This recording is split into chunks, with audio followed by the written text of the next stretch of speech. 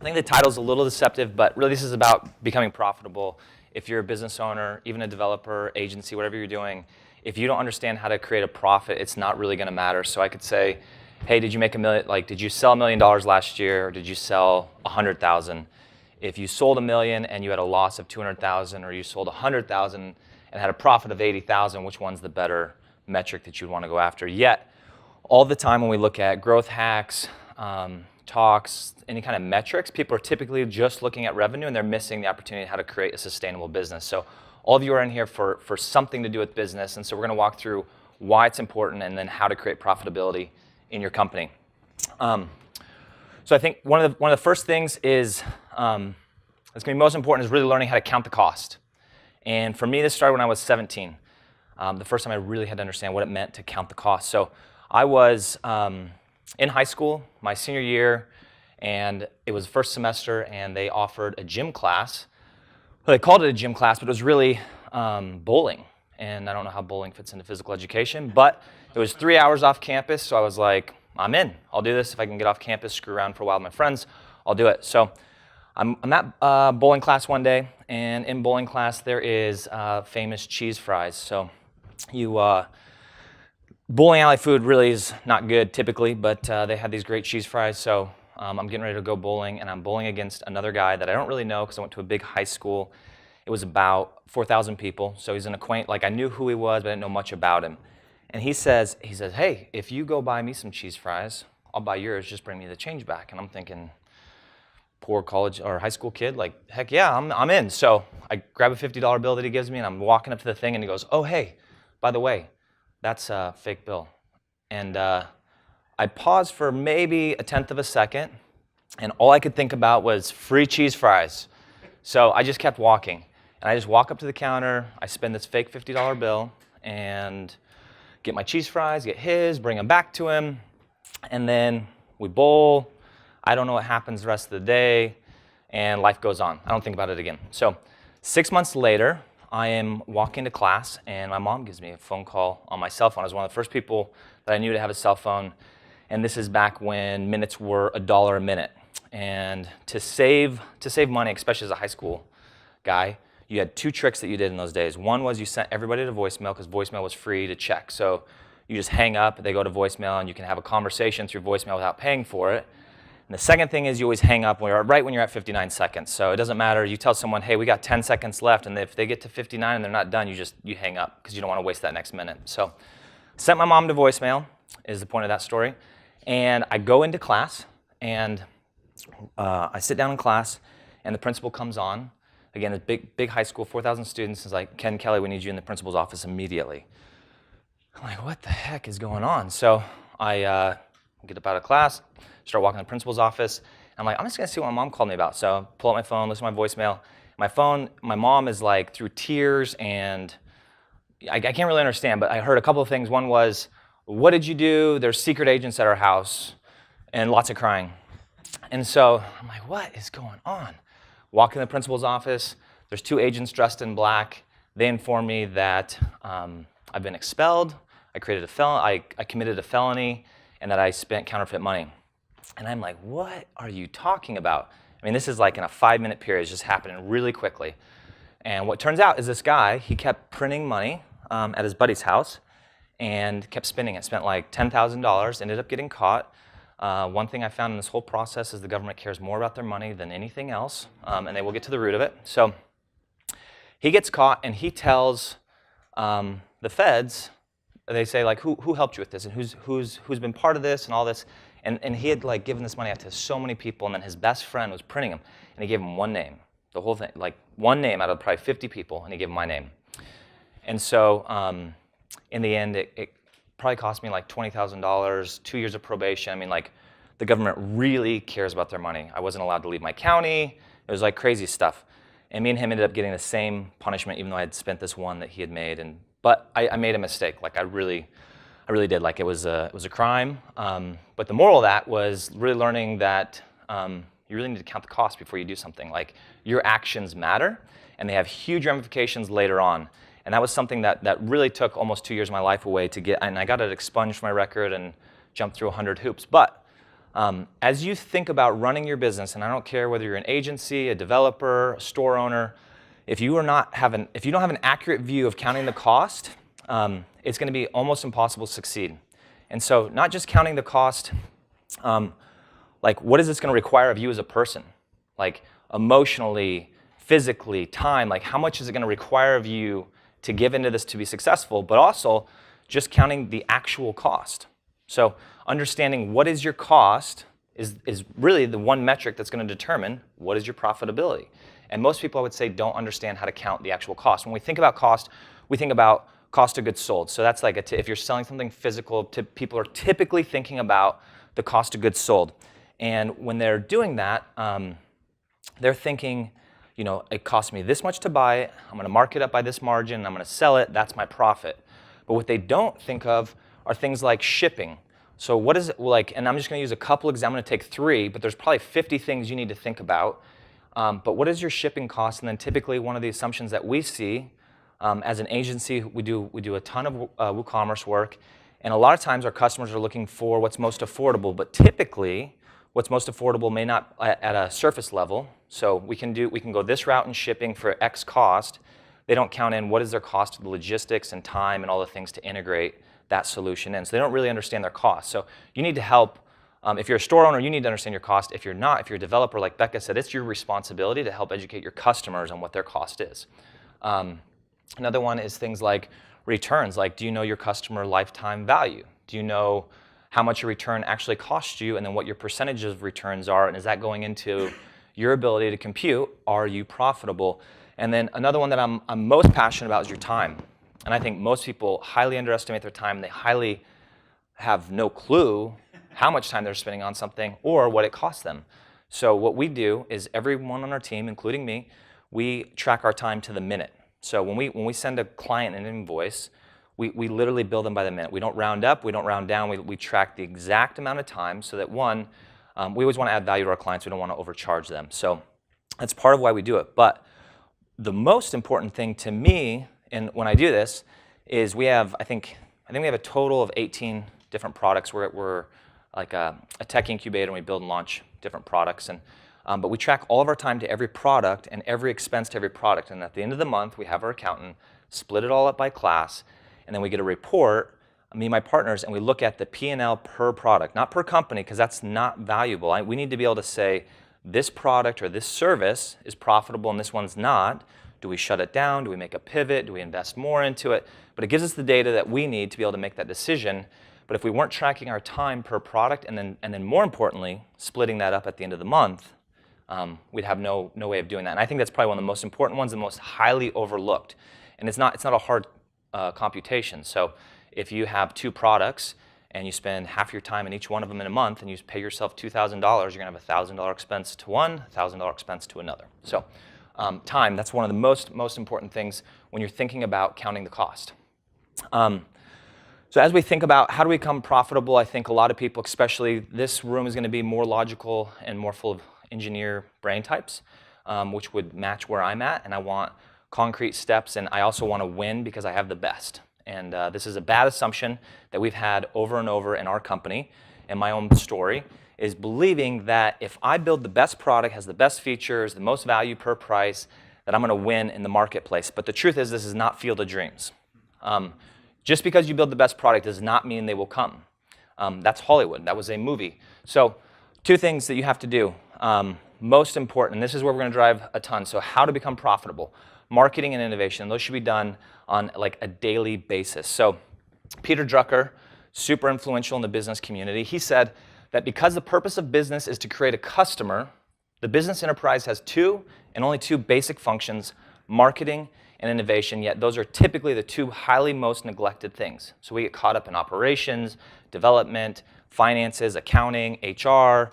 That's not what's going to make a business succeed in the marketplace. When I think about who's doing this well right now, there's a lot of really, really good examples. But one of the best examples I've seen is Elon Musk. Regardless of what you think about him as a person, you can't argue about the success of what he's done with his companies. So he continues to market and to innovate. And when he markets, you may or may not agree with how he markets, but he understands his customer better than I think most entrepreneurs on the planet.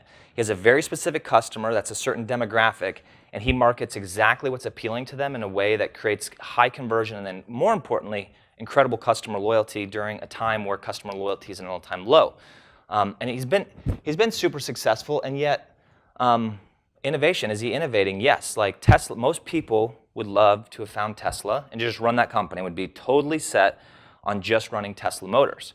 But since then, what has he done? In a very short period of time, we're not talking a lot of years here, in a short period of time, now has Tesla ceiling or roof tiles that are solar panels that are stronger than traditional tiles and produce energy for your house. He's created SpaceX, and he's trying to fly people to Mars, to live on Mars. He created the first rocket that comes back and self-lands itself, so he's not throwing debris into space, and he's also saving on cost. And then now he's building the Boring Company, which is a hole boring tunneling machine that as it tunnels through the earth, it builds a tunnel around itself, so it just keeps going in one perpetual direction. And then what happens is they're putting high-speed carts on there, and you drive your car to this hole, it drops you in, and then it launches you from 2 big destinations. And I think the first one is LA to, where? Yeah, and then like in a couple hours. But the beauty is you drive in your car, you get there extremely quick, and then you come out and you're not renting a car, you're already in your own car, and then you're at this place. And so, but the point of that is, what is he doing? He's innovating, and he's winning because he's innovating, because he continues to innovate, and he doesn't stop thinking about innovation. We can see this with Facebook and MySpace. This is an all-time classic kind of data set. You have MySpace dominating the market. This graph is like, it's not really fair, because if any one of us could have growth on what this metric means, if we had 10 million searches a day on any of our sites, we'd be pretty pumped. So there's disparity there, but the point is MySpace took an incredible amount of market share, but what didn't they do? They didn't market well, and they didn't continue to innovate. So they had huge market share, and they tried to ride on the coattails of that. And Facebook came in, and they had brilliant marketing, and they continued to innovate, and they still do. They haven't stopped. So when you look at like what I mean by brilliant marketing, so Facebook was an invite-only network when they started. That was not because they didn't want other people in the network. That was a true marketing tactic. That wasn't anything else than marketing. So they understood that they could increase demand if they limited the supply. And that's all traditional economics. They limited supply, they increased demand, and they got huge user adoption. And then where MySpace continued to look like a DOS interface for the first 10 years, Facebook continued to innovate their user interface and their experience. And what did they get? They got customer loyalty and then interaction, and they were able to take over the market. And MySpace later on did that. They did some major improvements, but by that time they had already lost so much momentum. It was irreversible. So marketing, innovation, I couldn't speak to that enough. Why does this matter? Why does this matter for you? I'm going to talk first about companies that are only web-based, and then I'm going to move into retail too, because we have customers in both here. So why this matters? If we were to look at the market share of all e-commerce sites, and we were just to take one of their demographics and rank them, I'm using Alexa, but you could use Compete or whatever. And we're to look at the top 10,000 sites, so Alexa ranked from 1 to 10,000. We look at how much market share they represent as far as total number of sites. That would be 1% of the market share. Yet that top 1% is generating 34% of all total revenue. If we were to split that equally amongst sites, which it's not split equally, but if we were, an average site would be making $12 million a year. So that top 1% is doing really well. But more importantly, the disparity that they're creating 34% of all revenue, just that top 1%. The next demographic is the middle tier, and they represent half of the market share, and they're about on par. So they're doing well. They're taking on 63% of all revenue, which means on average, they're making $4 million per year per site. And this last slide is why this matters. So I keep like thinking there's another screen there and confusing myself. This last bracket is half of the market, 48%.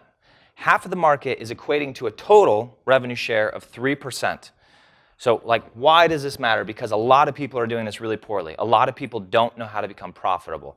They have low revenues and even worse profitability. So that's why we're talking about this. If you were to split that up per site, you're looking at an average of $21,000 a year. And for people that live in any kind of industrialized country, $21,000 a year is not going to pay for you, let alone a family, or being able to create jobs for other employees. So that's why we're talking about this. Another way of saying this, if I were to summarize this a little bit, I would say that there's over 12 million e-commerce stores, yet only 650,000 of those are even selling more than 1,000 annually. That's another look at the data. That's from the Forrester study. So there's just a lot of people are not doing this well. And that obviously that includes a lot of people that just spin up a site and they want to sell one widget or whatever. But there's a lot of businesses in there that are really struggling and they don't know how to do this well. So that's e-commerce only. What about retail? We spend a lot of time working with clients that come to us for retail solutions. That's why we have the Fulfillment by Amazon plugin integration for WooCommerce. And when I think about retail, because we do a lot of work in this space, I think retail is getting ready to hit a really, really intense breaking point really in the industry. And I think they're going to follow the trend that the print industry did about a decade ago, where anyone that did not make the transition to digital basically went out of business in a 5-year period of time. And it's not to get rid of the print. It's not to get rid of the physical space. So look at, why did Amazon acquire Whole Foods? If you look at one of their largest reasons was they needed to acquire physical space. They understood that physical space and physical retail still holds a ton of value to customers, and so they acquired Whole Foods brand and then that experience and then all that physical space. But a retailer that can't make that jump and do both retail and e-commerce, I believe will go out of business in a 5-year period of time. And I think that's going to start. That 5-year segment, I think we're probably 2 or 3 years out from that, and it's going to go really, really quickly like we saw in the print industry. Why? Barriers to entry to e-commerce have never been lower. It's easier than ever. So if your competitor can get into an e-commerce and start selling to a wider demographic than you can, and they can do it at a minimal cost with great tools like WooCommerce, and you can't, there's just no way to compete because there's not a high cost to entry and market. So,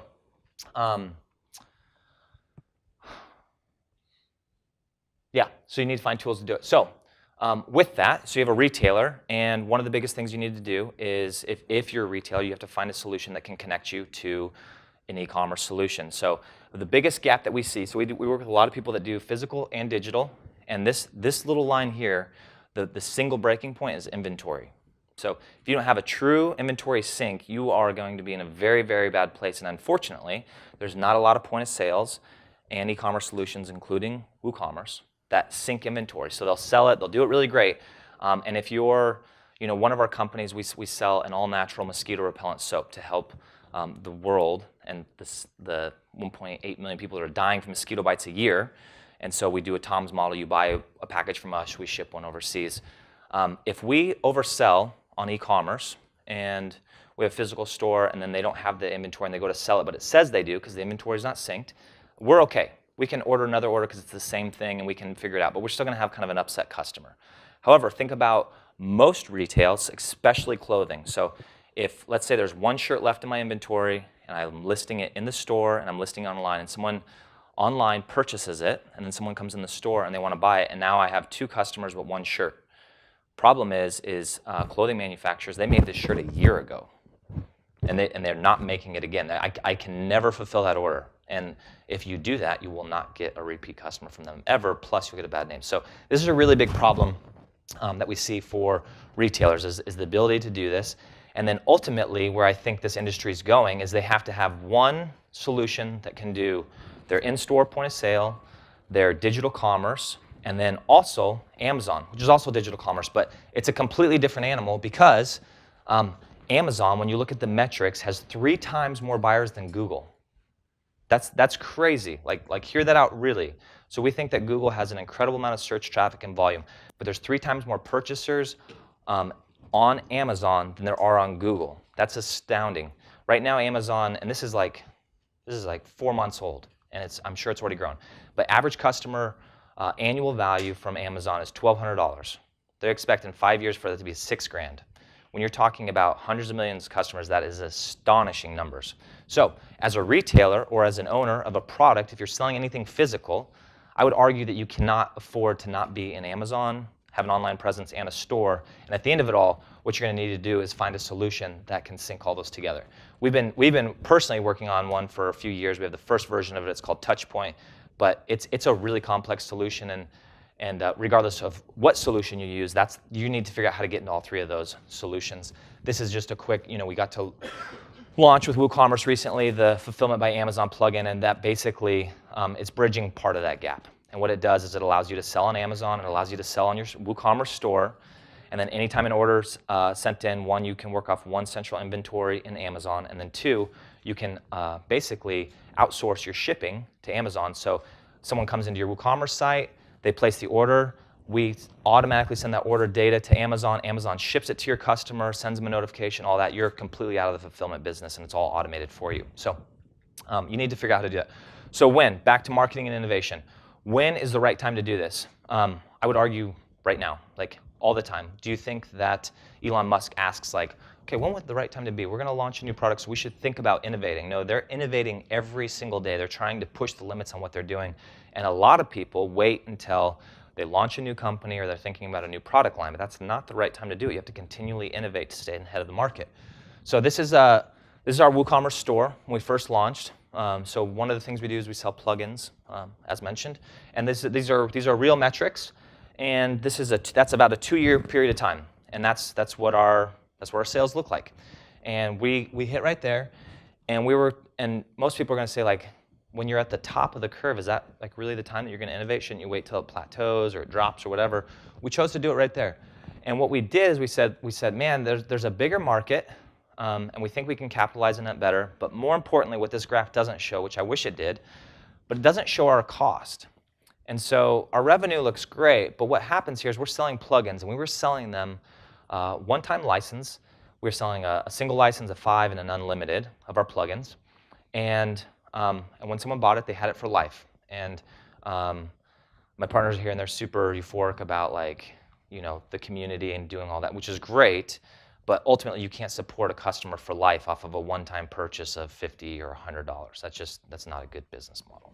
So we are selling. We're doing really well. But what happens after 2 years, we're starting to have a bigger pipeline of customers that want support, yet we have no revenue to support that. So when we look at profitability, which this graph doesn't show, we're actually just doing okay, and we recognize we need to do something. We need to innovate in a way that allows us to continue to increase sales, but to create profitability and also offer value to our customers.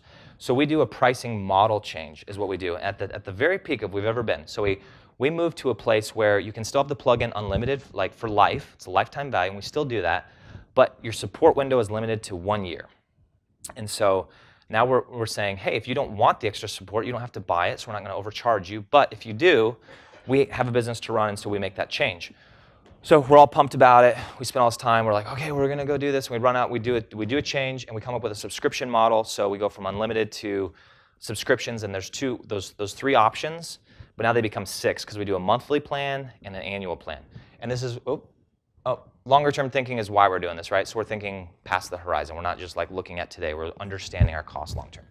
But this is what happens. And this is like real. This is real data, and that it may not seem big to you, but this is basically 6 months from when we started launching our store. We lost 18 months of traction in a 3-month period. Like that is horrible.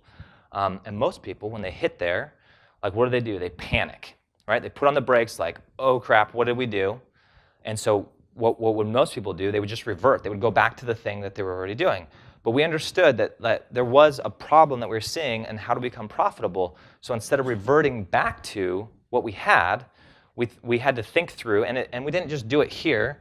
We were like, uh-oh, is that just a blip? And then we felt really good, and then it was like consistently just going down. We're like, okay, we made a bad mistake. But during that process, we were looking at the data, and we're saying, what do we need to change? So 4 months into it, instead of going back exactly to what we did is we modified it. We came up with a middle of the ground road, and we tried to do another test, or how Lean Startup would call it, like a pivot. So instead, what we realized is that and that you just can't just like do something and then hope for the best. So as you guys know, 3 months like clips by in a second. Like it is crazy how quick. I mean, we're coming to the end of 2017. So you have to be intentional about monitoring everything you're doing. So this like profitability is going to take intentionality of you, but also don't overanalyze it. So we weren't looking at our metrics every day. For us, what that looks like is we have the data come in all month. We have our accountant put it into those classes for us, and then we have one meeting once a month, and we look at the financials. We have orders coming in, our customer support people, and they know that like if something is out of the ordinary, basically to flag an alert, but we don't sit there and overanalyze the data because it's just not valuable like piece of your time. So find those segments where you can do it. So we decide that we're going to make a change, and really the problem here, like I told you, we went from 3 prices to 6. And 6 complex prices. Now a customer comes in, and the reason we did it is because we wanted to offer our customers, we never want to overcharge someone. So we're really about never settling on any standard. Like we don't want to overcharge, you want to give you the most value for what you're doing. And we had monthly and annual subscriptions, and it was basically, if you're just going to use our plugin for a month, pay this smaller price, and if you're going to use it for a year, save and pay more up front. The problem was, even though we were trying to help our customers, we created confusion in the pricing, right? So now they have to go through and they have to say, okay, this price times 12 is what, and then my savings is what, and what happened is it's too confusing. I don't really understand the true value that you're trying to sell me on, and so I eject. Our sales plummeted. So what did we do? Even though we wanted to save our customers money, we went to a very simplified plan. We technically had a 4th option that was like, buy any plugin and have unlimited subscriptions to everything we ever developed, ever, which is really good. But we got rid of all those, and we just came up with an annual plan, very, very simple pricing, and then what happened? Over time, like we bounced, number one, I mean, a huge bounce back, right? So that's not, like you can't argue with that data, like that was the right change.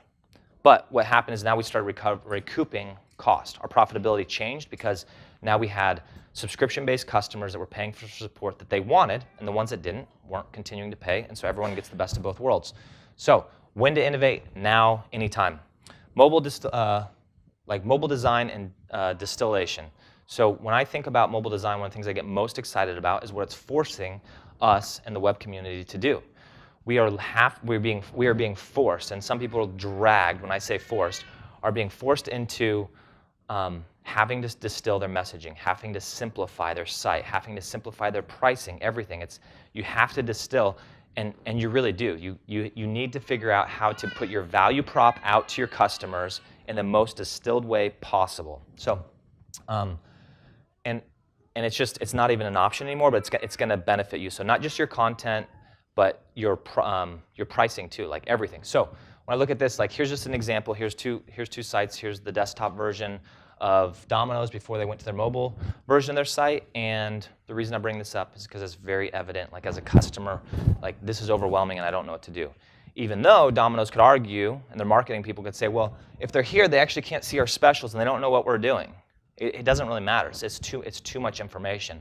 Our attention spans are lower than they've ever been. Like you have to learn how to distill. So you have to distill your value and your content. Here's another example. Here's our plugin on WooCommerce.com. This slide is actually how the content came when we gave WooCommerce our content. They put it up there. That's what it looked like. And this is what it looks like now, just on the top section. And the reason I bring this up is literally there's nothing different on there besides CSS. It's the exact amount of content. Although I would argue you want to distill your messaging and you want it to be smaller, use images, videos, stuff like that. But this particular thing, all I did is I went in there and I changed spacing, line height, and font size. And this is a digestible experience. Someone can read it and they can let it breathe. My other partner, he says, just let it breathe. Let it breathe. Like our clients love to put a lot of things on one page, and it's like you want bigger spacing, bigger buttons, bigger font, bigger everything, but less content, but bigger in size. And you need to think about that in everything you're doing. Going into pricing, and this clock never went off. Is it accurate? It was just sitting at 50 the whole time, so I was just curious where we're at. It's going up and down, so now I'm confused. We start, what time is it? Can you just tell me, is that good? Okay, cool. So I love this slide because it's the combination of dance and acrobats. And when you're thinking about pricing, or you're thinking about selling your service, yourself, your product, whatever that is, you will have to dance and jump through hoops. And as an engineer or as a logical thinker, that's going to rub you the wrong way. Like you want to have a concrete formula that this is what we do and this is our price. But that's not reality. And anyone that's been in sales knows that. I hate that myself. But when we look at, like, why doesn't Salesforce publish most of their pricing? one of the most successful software as a service companies ever, because they understand that profitability is based on a negotiation with the customer. It drives me crazy. Like, I want to go to a site, I want you to tell me what is the price, because I want to decide on my own. And they've recognized that they can actually increase their profitability if they understand who their demographic is and they sell them the appropriate thing, and they have a price range that they can sell it to. And that like I said, it rubs me wrong, probably rubs you wrong. But the point is you have to be willing to dance. And I personally hate this, but where it happens is we have standard pricing. We have like our hourly pricing for our services work. We do fixed bid stuff. But every now and then, if I was completely rigid and inflexible, we would not grow as a business and we wouldn't be profitable. So if a big brand comes to us and says, hey, we want you to do this project, and they're going to pay less than what our typically hourly rate is, I'm willing to dance, because then that big name is going to create other referrals to help us grow into the segment we want to. Or a $200,000 project versus a $10,000 project. Like, I'm willing to take a lower hourly rate on the bigger one because I'm calculating all the other costs. What does it take to acquire a new customer? What is our project management? All that stuff. So you have to be willing to dance. And I think what we've seen in our team and then other engineers that we work with is inflexibility. And just this forcing of like, I'm unwilling to do this because this is the value and this is what I have to do. But you've got to learn how to dance. And you might jump through some hoops as well. So A/B price testing. So now you're coming to what's the right price for our product. So we have to determine value. And why would you want to A/B price test? The reason you want to A/B price test is because, one, you guys are all honest people. You don't want to overcharge your customers. Like, you really want to create the value to the offering that you're giving to create an equal exchange. And you don't want to underprice it either. Like, you want to know, like, what is the right price for the market? And A/B price testing to me is one of the best ways that you can do this. It's also one of the hardest, one of the most complex. So A/B page testing, which you guys are familiar with, like content, super easy, relatively. You have 2 pages, they're static content. You can publish one, publish another, completely isolated. Your price, how many places does that show up on your website? Right? How many hooks is it part of? Your homepage, product archives, the receipt, my account page, checkout, cart, like all these pages. So if you're doing A/B price testing, how do you create a hook so that the customer always sees the same price no matter where they're at on their site? So in A/B price testing, there's a ton of criticism on this. There's a lot of people who have written about it. Most of the people that do A/B content testing have said, like, don't do this, stay away from it. And there's 3 things that I've seen when I have researched it and trying to distill it. The first one is that it's illegal. So that's a good reason to stay away from it. But it's not really illegal. There's like this big scare tactic. People say, this is illegal, so don't do it. If you research it, what is illegal is to show different prices based on some sort of demographic. So it would be illegal for Never Settle to have ladies' night on our site. And if you're a lady, you get a cheaper price plugin than if you're a man. Or anything else, gender, sex, religion, any of that stuff. That is illegal, truly illegal. The good news is when we're talking about doing A/B price testing, we're looking at IP addresses. And computers don't discriminate, so you're cool. You're not doing anything illegal. So you can do A/B price testing as long as you're doing it by IP address, not by people's demographics. The second criticism is that there's most people don't have enough statistical volume of data to actually make a conclusive decision on pricing. So what you should do is do these seasonal tests. So all the critics agree that you have to test your price. So I should have said that first. So there's consensus. Like, you can't just put a price up and hope it's the best price. You have to test it. So they all say, don't A/B price test, but then they offer another solution. And my argument in this is if you're a website and you do $5,000 a month, and that's who you are, you can't create more statistical data if that's your customer base.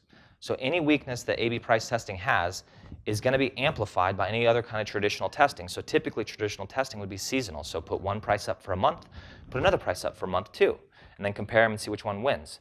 What's the problem with that? If you're in retail, if I were to do an A/B price test between October and November, which month's going to win every year? I don't care what price it is.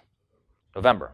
You have Black Friday, and then you have all seasonal shopping, right? So that's not valuable. And then there's market shifts and what happens with terrorist activities or big changes in the economy, good or bad. Like, those things all affect it. So the best thing you can do is have live content, live prices, so you can evaluate them on the same playing field to know which one is going to create the most profitability for you.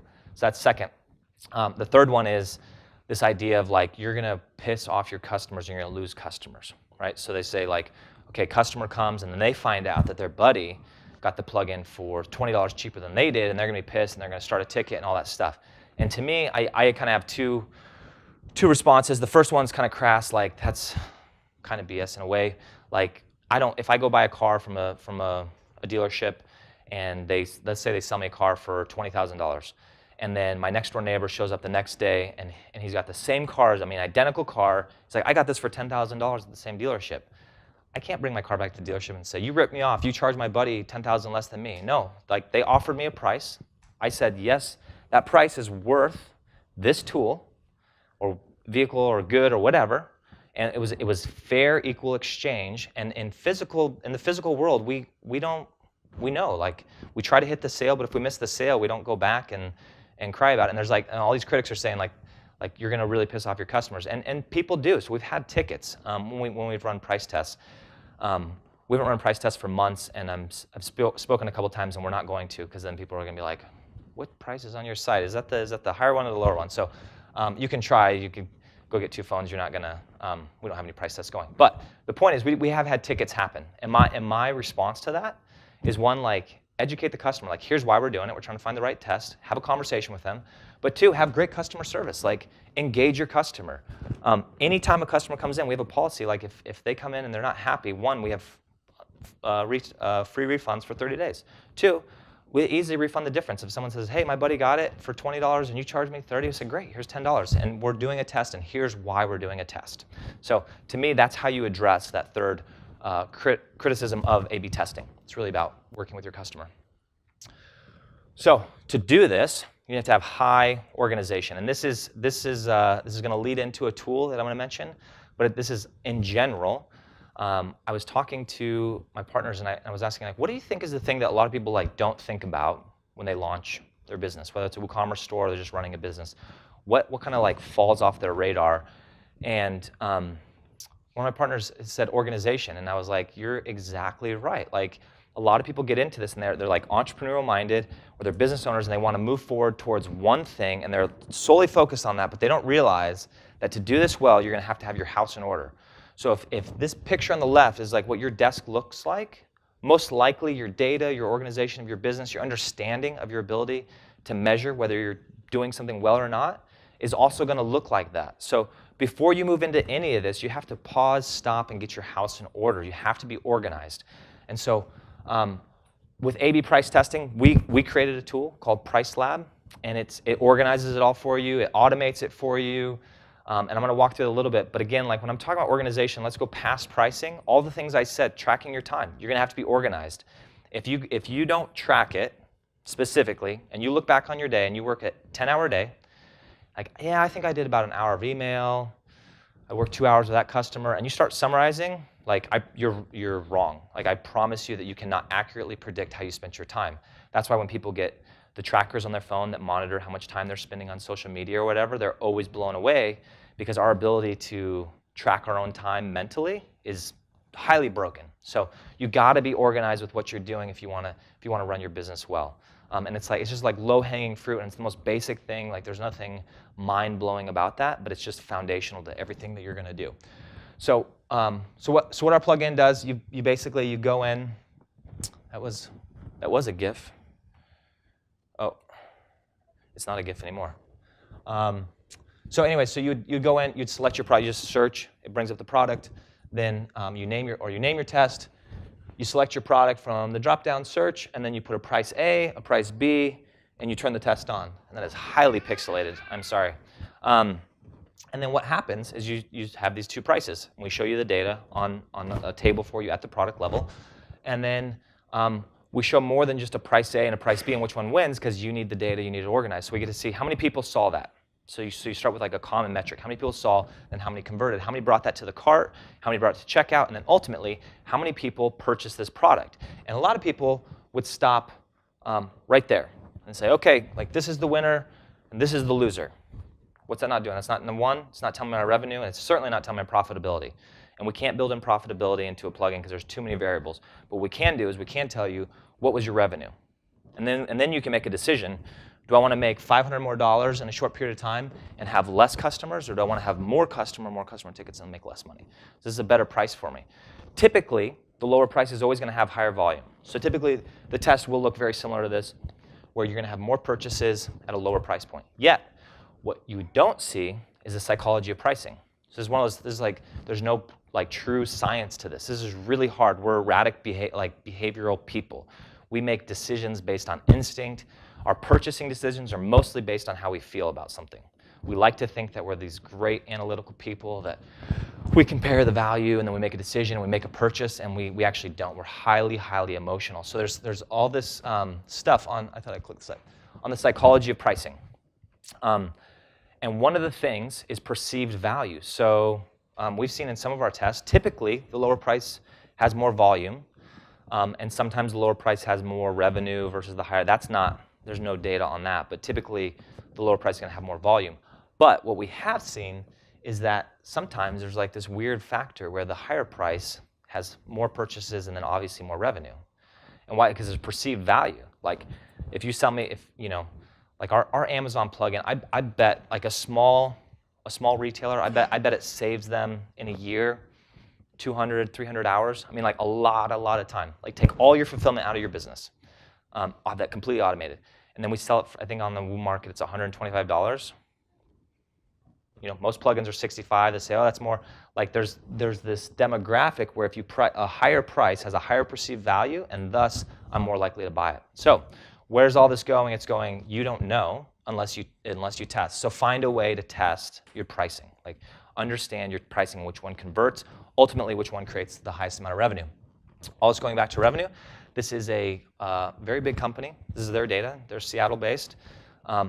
These numbers are in the billions. So this is seasonally. This is how they do. But the point is they're up and to the right, and they're doing really good, and they're doing fantastic. But what's the problem here? Like this is their profitability, and I'm not going to totally poo-poo on that idea because what does this represent? This represents jobs, which changes communities. Huge amount of value, right? So growth, and then increasing your expenses, and as your revenue increases, you're increasing your expenses. If that's going towards people, infrastructure, you're changing cities, cultures, families, that's good things. Those are good things to invest yourself into.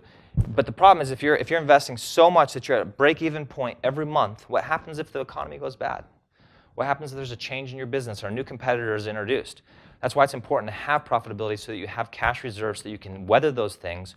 Or more importantly, how does Elon Musk keep building new companies? His first ones are profitable, right? And then he has cash that he can invest into other things to build new innovations, whether it's a new product, a new model, or a completely new company. So that's why that's super important. Profit is always greater than revenue.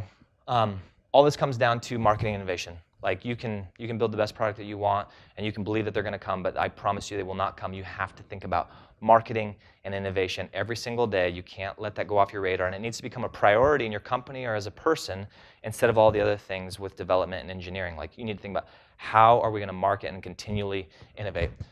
We have a bunch of free resources on our website, just tools that we use, other things at neversettle.it/resources. My name is Ken Kelly, and I greatly appreciate your time.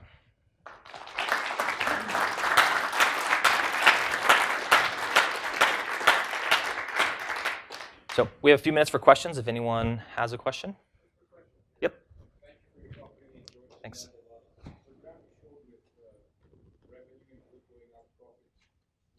Mm-hmm. Total profit. And there could be a difference. So he's asking, was that bottom graph with the red, was that profit margin or profitability? Profit margin is different than overall profitability. Profit margin is how much are we making per transaction, not necessarily the bottom value. So, but even your margin, that will probably translate into your business. If your profit margin is 0 on average, then your total profitability is going to be 0 too. Yep. How do we randomize? We do it by IP address, and then we don't currently. Yep. Yep. Do you do the A/B price testing for your agency work also? We don't publish our pricing for our agency digitally, so it's not a digital transaction that we can do.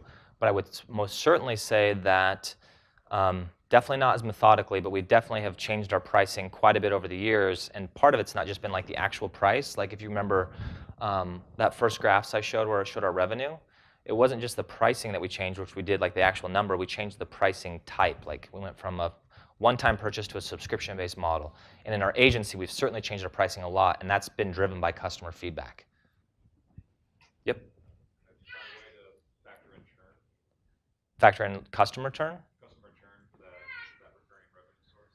Because that would affect. Yeah, absolutely. Yeah, not on WooCommerce. On Touchpoint, our point of sale software, we do. We have we track where the person comes from, and we track their entire lifetime value. So we can say this much revenue came from Facebook, and we don't just track the revenue. We actually debit against that all the returns, exchanges, all that, so then we can actually see.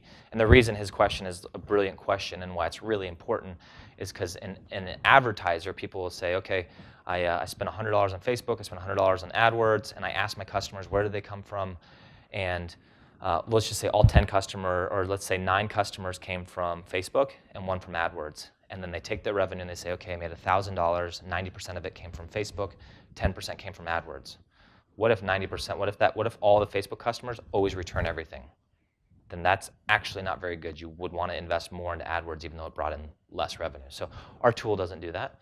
PriceLab doesn't, Touchpoint does, but that's not a e-commerce, that's really the point of sale. So, yep.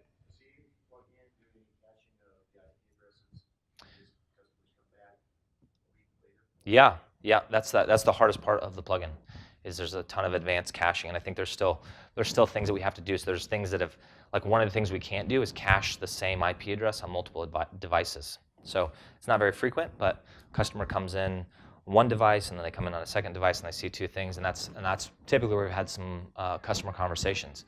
But I think they've been really valuable because like we're transparent with it. Like we're not trying to screw over anybody. We're actually trying to find what's the right value so we can be sustainable to continue to innovate in these plugins to continue to provide more value to our customers. Yep. You said you had lifetime support, then you went to multi-tier, and then you went to annual. Did you roll those in between people into one of the other programs? Or? Yeah, we always grandfather people. So that's for us, that's been our policy. But I mean, I've been on a lot of services where I haven't been grandfathered, and I'm kind of bummed about it, but I also understand they can't support me indefinitely for free or for $50, and then 20 years down the road I'm still doing free support. So that's what we've done, and we probably have the cost to us was smaller, so we didn't have millions of customers. Yep. What solutions did you find for the POS with inventory and WooCommerce and retail? We haven't. That's why we've invested over $500,000 into Touchpoint, because we can't find it, and we see it as one of the hardest ones. At the same time, we've also, just as an agency, we've done custom APIs to sync WooCommerce to our client's point of sale that's not our own. But that's doable. It's a lot of work, but we haven't seen anything that does it really well out of the box. Yep. Or sorry, I thought no, just an itch. That's cool. Cool. All right. Any more questions? Cool. Thanks for your time, guys. I really appreciate it.